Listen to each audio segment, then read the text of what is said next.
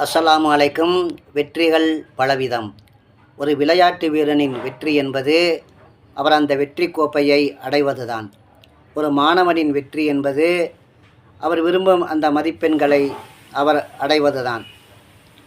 ஒரு தொழில் அதிபரின் வெற்றி என்பது அவர் சார்ந்த அந்த தொழில்துறையிலே அவர் முன்னணிக்கு வருவதுதான்.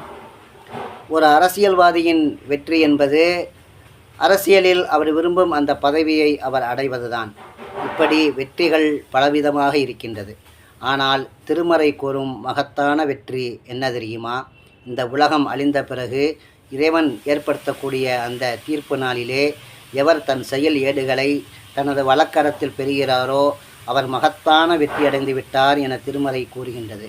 ஆகவே அத்தகைய மகத்தான வெற்றி அடையக்கூடிய நல்ல மக்களாக, அதற்கு தகுதியுடைய நல்ல மக்களாக இவ்வுலகில் நாம் வாழ்வோம்.